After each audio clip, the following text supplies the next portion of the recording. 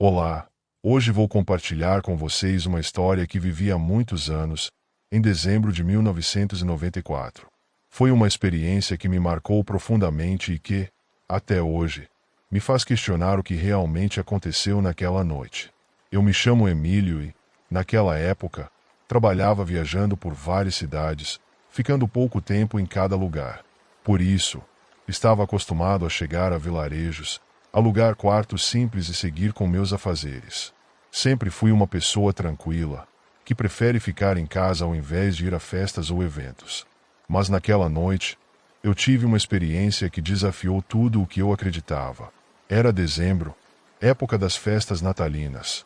Eu cheguei a um vilarejo típico do interior. Ruas de paralelepípedos, casas antigas e um clima acolhedor. Consegui alugar um quarto em uma hospedagem modesta, administrada por um senhor simpático.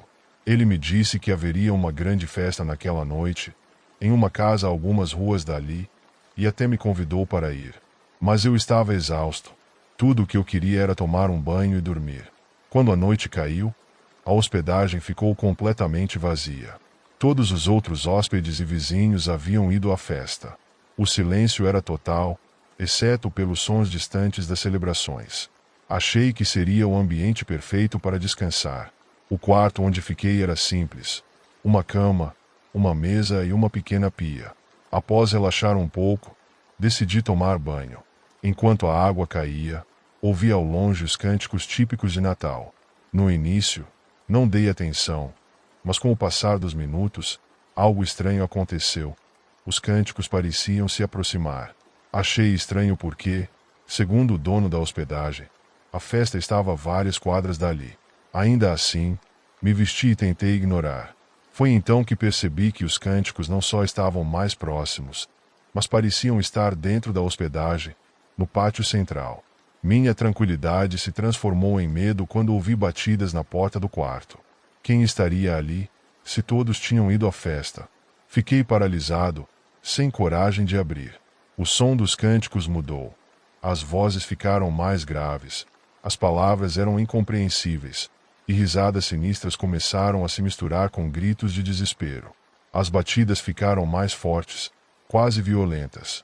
Eu não sabia o que fazer. Tentei ficar imóvel e em silêncio, mas a sensação de ser observado era insuportável. Quando finalmente criei coragem para olhar pela janela, vi algo que jamais esquecerei. No pátio, havia 7 figuras altas, magras, completamente negras, como sombras alongadas. Elas não tinham rostos, mas eu sentia seus olhares pesados diretamente sobre mim. Em volta delas, uma espécie de fumaça escura flutuava. O pavor me dominou, e antes que pudesse reagir, desmaiei.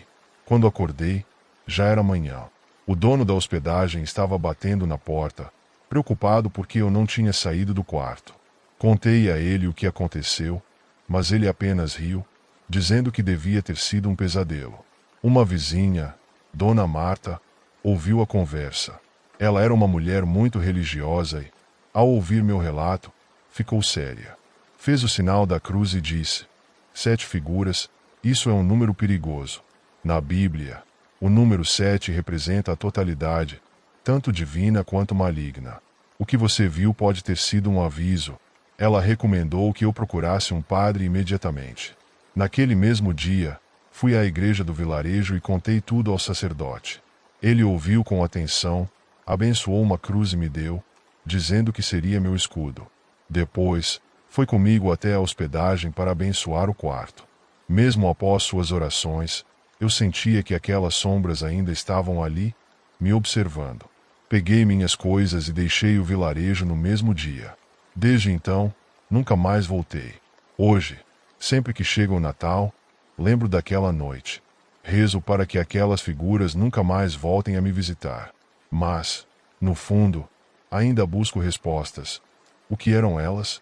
Por que vieram até mim? E você? O que acha? Aquelas sombras foram um aviso ou algo pior? Deixe sua opinião nos comentários. Você já passou por algo tão anormal que acabou se tornando inesquecível? Bom, isso aconteceu comigo em uma das festas de pousadas do meu povoado. Aquelas festas que todos esperam com emoção, mas onde nunca acontece nada fora do comum. Porém, naquela noite foi diferente. Algo estranho aconteceu, algo que ainda não entendo completamente. E, às vezes, quando caminho pelas mesmas ruas, essa lembrança me vem à mente e me faz olhar para trás, apenas por precaução. Meu nome é Raul. Isso aconteceu em dezembro de 2017, durante a terceira pousada do povoado. Aquela noite estava fria, mas o calor das velas e o entusiasmo de todos sempre tornavam tudo especial. Nos reunimos, como sempre, na praça principal, onde a procissão começava. As ruas de pedra e as casas decoradas com luzes e lanternas faziam tudo parecer mágico, como uma cena de cartão postal. Éramos cerca de 30 pessoas, entre crianças, jovens e adultos. Eu estava com minha irmã e meus primos, prontos para cantar e aproveitar a noite. Começamos a caminhar com as velas acesas, cantando "Em Nome dos Céus". As crianças corriam na frente, os adultos cuidavam para que ninguém tropeçasse, e tudo parecia normal. Bom, pelo menos no início. Depois de passar pela primeira rua, algo estranho começou a acontecer. Alguém comentou que ouvia um eco estranho de nossos passos, como se mais alguém estivesse atrás do grupo. Pensamos que poderia ser algum atrasado que havia chegado depois. Mas, ao olhar para trás, não vimos ninguém. Todos estavam ali. Ignoramos e seguimos caminhando. Mas aquele eco, ou que pareciam ser passos adicionais, não desapareceu. Eram diferentes dos nossos passos, mais pesados, como se fossem de alguém muito grande e pisando com força. Cada vez que parávamos para cantar em frente a uma casa, os passos também paravam. E, quando voltávamos a andar, lá estavam novamente, nos seguindo. No início, ninguém comentou nada, mas dava para sentir algo estranho crescendo entre o grupo. Algumas crianças começaram a segurar as mãos dos pais, como se também percebessem a atmosfera pesada. Em um momento, decidimos parar todos ao mesmo tempo, de repente, para ouvir com atenção. Foi aí que confirmamos: os passos não eram de nenhum de nós. Ouvimos claramente o som de passos avançando alguns metros depois de termos parado. Era um som seco, como se alguém estivesse pisando forte nas pedras da rua. Alguns olharam para trás, mas não havia ninguém. Apenas a rua vazia. A procissão continuou, mas o ambiente já não era o mesmo. As pessoas ainda cantavam, mas faziam isso mais baixo, como se não quisessem chamar atenção. Enquanto caminhávamos, as velas começaram a piscar, como se um vento repentino, mas que não sentíamos, estivesse tentando apagar as chamas. Não estava ventando, lembro disso perfeitamente, mas as velas pareciam apagar sozinhas e depois acender de novo. Quando chegamos à penúltima casa, onde a rua de pedras terminava e começava um trecho de terra, Dona Rosa disse algo que nos deixou paralisados. Ela apontou para o chão e disse: "Olhem as pegadas." Todos olhamos, e o que vimos nos deixou sem palavras. Na terra úmida, ao lado de nossas pegadas normais, havia outras marcas. Não eram de sapatos nem de pés descalços. Pareciam pegadas de cabras gigantes. E era como se algo tivesse caminhado entre nós.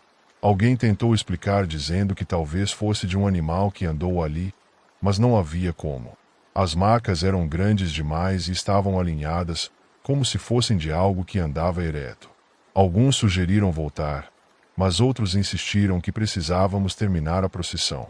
Então seguimos em frente, embora com mais medo do que vontade. Os sons continuaram nos acompanhando e se tornaram ainda mais nítidos. Desta vez, pareciam mais altos, como se algo não tivesse gostado de termos percebido. Finalmente, chegamos à última casa, onde sempre terminamos a procissão com as orações finais antes de irmos à igreja. Mas, ao chegar, ninguém queria entrar. As pegadas não estavam apenas no caminho. Agora também estavam no quintal da casa e seguiam até a porta principal.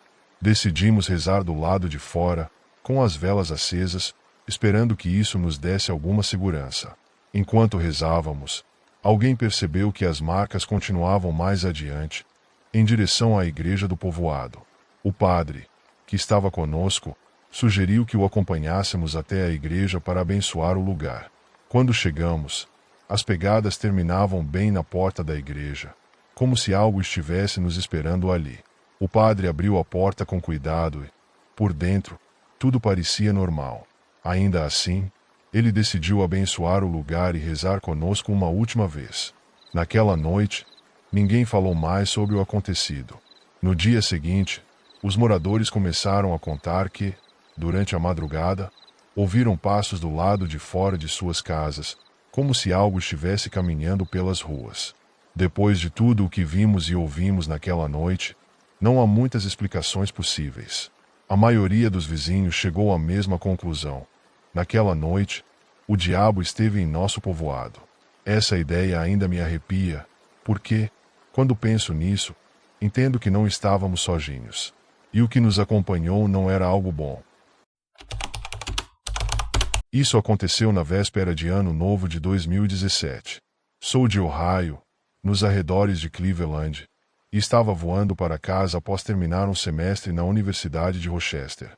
Tive que ficar na faculdade uma semana após o término do semestre por motivos pessoais, então, infelizmente, passei o Natal relativamente sozinho. O voo em si foi tranquilo, mas eu já estava de mau humor antes mesmo de embarcar. Sou um grande fã de futebol e, enquanto estava no aeroporto, meu time do coração, o Stoke City, perdeu seu último jogo. Para piorar, meu voo atrasou, o que arruinou os planos da minha família para a noite. Inicialmente, todos iríamos juntos para a casa do meu primo para uma festa de Ano Novo e passaríamos a noite lá. Mas, por causa do atraso, meus pais decidiram sair mais cedo, levando o carro principal. Fiquei preso, tendo que dirigir o carro reserva sozinho. Minha mãe tentou compensar deixando Vera, nossa Golden Retriever, para me fazer companhia. Não fiquei muito animado em fazer a viagem sozinho, mas Vera sempre era boa companhia. Resolvi tentar aproveitar a situação. Quando o Uber me deixou em casa, já eram quase 10 horas da noite. Nem me preocupei em desfazer as malas, apenas joguei tudo no carro, peguei Vera, tranquei a casa e peguei a estrada. A viagem em si não foi nada especial, apenas quilômetros de estradas secundárias de Ohio serpenteando por campos vazios e pequenos trechos de floresta. Não havia muita neve no chão, apenas uma leve camada, o que era bom, já que eu odiava dirigir na neve. Estava muito escuro, a única luz vinha dos faróis do carro, ocasionalmente, de uma casa de fazenda com a luz da varanda acesa ao longe. Cerca de metade do caminho, Vera começou a choramingar. No início, achei que ela só queria atenção, mas então ela se levantou e começou a andar de um lado para o outro no banco do passageiro. Foi quando percebi que ela precisava ir ao banheiro. Soltei uma respiração, sabendo que não tinha outra opção a não ser parar. O próximo espaço que encontrei era pequeno, cabia o carro, mas teria que servir. Lembro-me de pensar em como estava realmente escuro ali. Se não fosse pelas manchas de neve branca aqui e ali, provavelmente eu não conseguiria ver nada na floresta.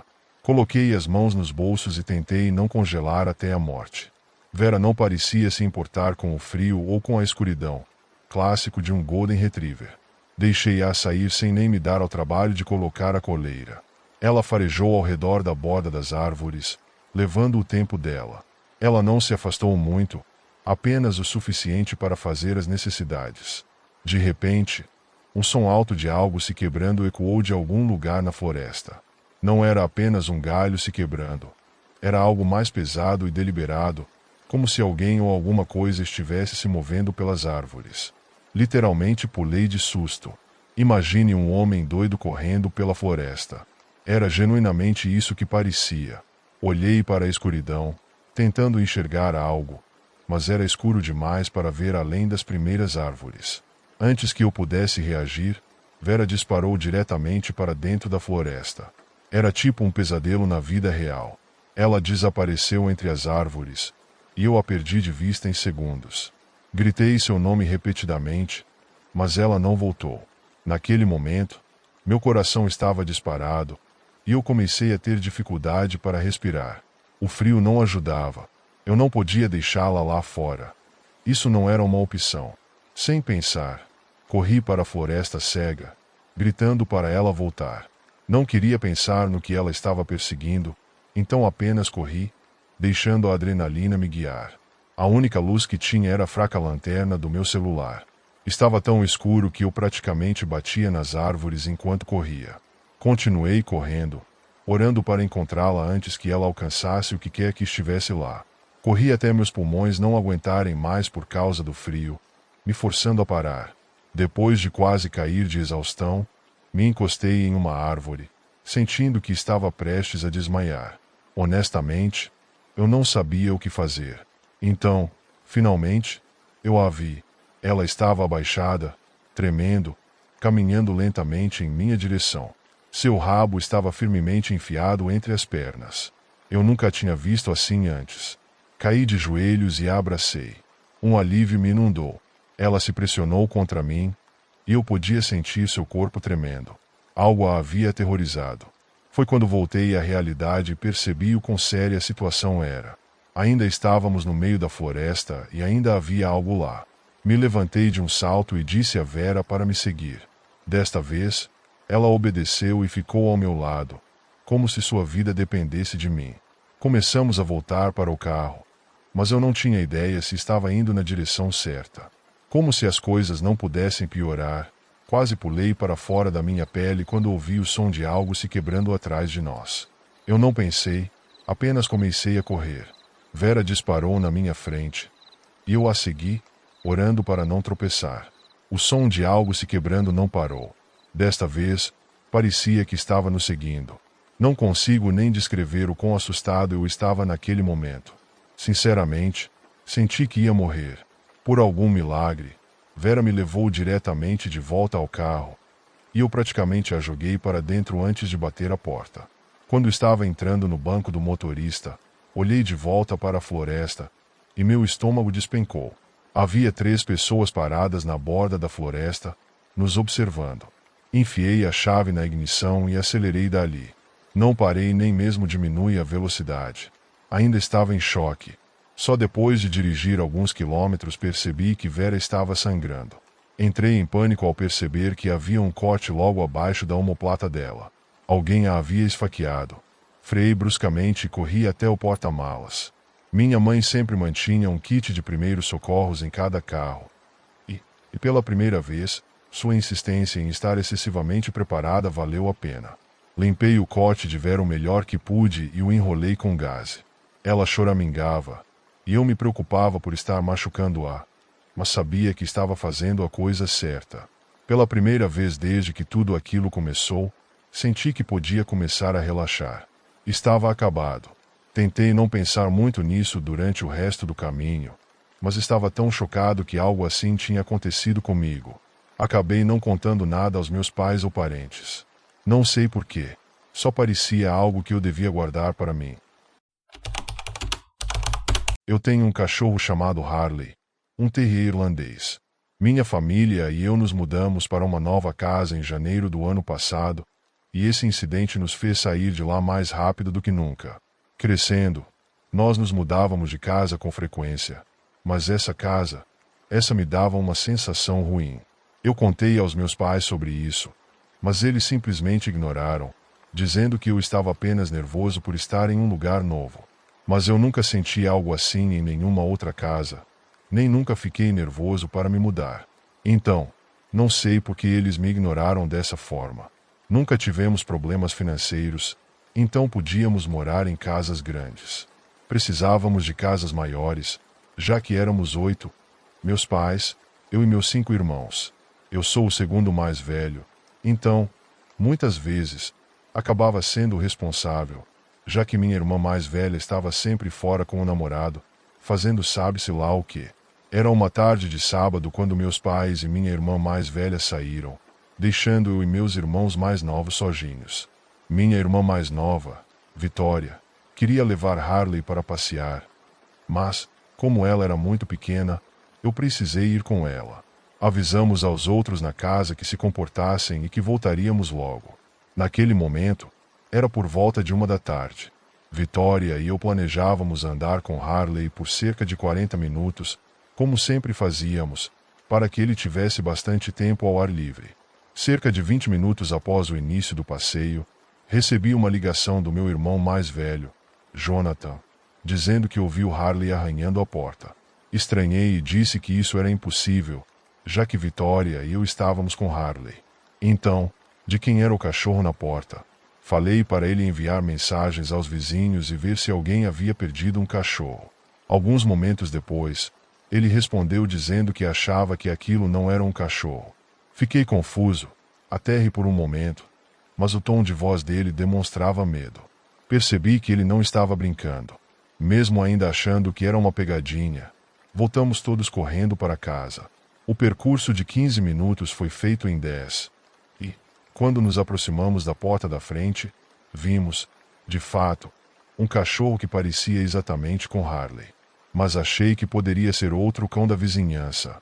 Foi então que ele se virou e nos encarou. Seus olhos tinham uma cor de mel brilhante, e eles brilhavam de forma estranha. Fiquei paralisado, como se estivesse em transe, e não conseguia desviar o olhar. Só consegui voltar à realidade quando Vitória começou a gritar comigo. Aquilo não era um cachorro. Não como pensávamos. Jonathan estava certo. Aquilo começou a emitir um grito ensurdecedor, um som sobrenatural extremamente alto que fazia nossos ouvidos doerem. Parecia o grito de uma mulher em agonia, misturado com o som de um gato chiando. Vitória e eu não sabíamos o que fazer. Nossos irmãos ainda estavam dentro de casa, mas queríamos nos afastar daquela coisa. Aquilo começou a andar em nossa direção lentamente. A princípio, saímos correndo, e eu liguei para Jonathan, dizendo para ele tirar todos da casa pela porta dos fundos. Nos encontramos na casa do vizinho, onde ligamos para a polícia e para nossos pais. Ninguém acreditou em nós. Nossos pais chegaram em casa achando que algo sério pudesse ter acontecido. A polícia chegou logo depois deles, mas não viram nada, exceto alguns arranhões na porta. Disseram que, na pior das hipóteses, poderia ter sido um urso, e foram embora. Mesmo que ninguém acreditasse em nós, estávamos aterrorizados. Recusamos levar Harley para passear novamente. Mesmo tendo 14 anos na época, eu fiquei apavorado, pois isso é uma coisa que nunca imaginei passar em minha vida. Essa memória ficará comigo até o dia da minha morte, e espero nunca mais ver algo assim. Era o verão de 2005.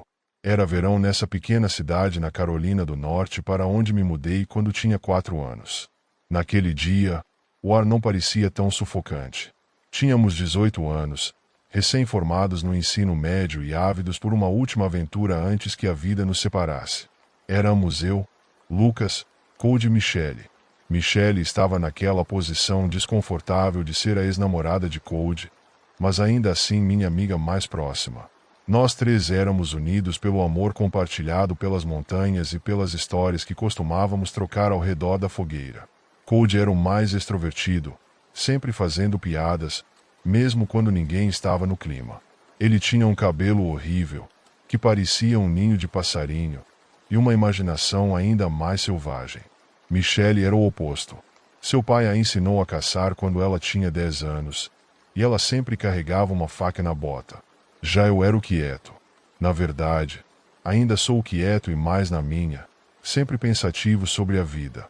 Naquela vez, decidimos acampar em uma trilha de floresta logo após a Blue Ridge Parkai. Não era um local oficial, mas conhecíamos as trilhas como a palma da mão. Na verdade, foi ideia da Michelle. Ela dizia que era bom fazermos isso antes de entrarmos na faculdade. Cody estava totalmente a favor, e eu não queria ser o chato que diria não. A primeira noite foi perfeita. As estrelas pareciam tão próximas que podíamos tocá-las, e o ar estava vivo com o som das cigarras. Cody havia trazido uma garrafa de uísque do pai, e nós a compartilhamos enquanto Michelle contava uma história sobre uma lenda local. Era um conto sobre o Wendigo, o espírito canibal que supostamente vagava por aquelas florestas. Ouvindo essas histórias em casa ou na escola, você não pensa muito nelas. Mas à noite, no meio da floresta, elas tendem a assustar. Na manhã seguinte, acordamos sob um céu encoberto de nuvens cinzas e um cheiro estranho no ar. Era podre e metálico, como um animal atropelado deixado por muito tempo na estrada. Cody brincou que eram provavelmente suas meias, mas o rosto de Michelle estava sério. Não tem graça, ela disse, e ficamos em silêncio. O cheiro piorou ao longo do dia. Parecia se agarrar a nós, fazendo cada respiração parecer que estávamos engolindo sujeira. Tentamos ignorar, indo mais fundo na floresta para explorar uma cabana abandonada que Cody havia ouvido falar. Mas o ar continuava estranho. Era muito parado, pesado demais, e até ele parou de fazer piadas. Enfim, encontramos a cabana pouco antes do pôr do sol. Não era mais do que uma carcaça apodrecida, inclinada como se fosse desabar se olhássemos fixamente para ela. A porta mal estava pendurada nas dobradiças, e o interior estava cheio de móveis quebrados, vidros estilhaçados e ossos de animais. Foi Michelle quem percebeu primeiro. Um símbolo estranho estava esculpido na parede perto do fogão de lenha. Parecia um círculo com linhas irregulares irradiando para fora, como um sol distorcido. Precisamos ir embora, ela disse. Cody já estava mexendo em tudo. Ele pegou uma faca de caça enferrujada que encontrou nos destroços. Nesse momento, ouvimos um rosnado baixo e áspero vindo de algum lugar profundo na floresta lá fora. Não parecia um urso. Na verdade, não parecia nada que eu tivesse ouvido antes. Aquilo fez minha pele se arrepiar e meu corpo querer correr, mesmo sem saber exatamente de onde vinha. Um lobo, Cody disse, mas nem ele parecia acreditar nisso. Ele tentou rir, mas Michelle o olhou séria. Isso não é um lobo. Decidimos voltar ao acampamento, mas a floresta estava diferente agora. Sei lá, parecia mais intensa do que antes. O sol estava começando a se pôr, e escurecia rapidamente. O cheiro havia voltado, mais forte do que antes, e o rosnado parecia nos seguir, ficando mais perto a cada vez. Paramos quando finalmente vimos. Era alto, impossivelmente alto, com membros compridos demais e um corpo que parecia esticado, como se mal conseguisse se sustentar. Seus olhos brilhavam. Corra, Michelle disse, mas nenhum de nós conseguiu se mexer. A coisa inclinou a cabeça, e o pescoço estalava como galhos secos. Então um som saiu. Saiam. Aquilo chegou a me dar dor nos ossos. Não era apenas o som de sua voz, mas o peso por trás dela, como se não estivesse apenas falando conosco, mas dentro de nós. De repente, gritou, e foi quando corremos. A floresta se tornou um borrão. Eram galhos nos atingindo enquanto corríamos e Cody gritando atrás de nós. Mas eu não parei, não olhei para trás. Quando finalmente tropecei em uma clareira, com os pulmões ardendo e as pernas tremendo, percebi que Michelle não estava conosco. Eu havia perdido Cody também. Girei em volta, chamando por eles. A única resposta era o vento. Então eu o vi de novo, olhos brilhando e me observando. Não se moveu, não me perseguiu.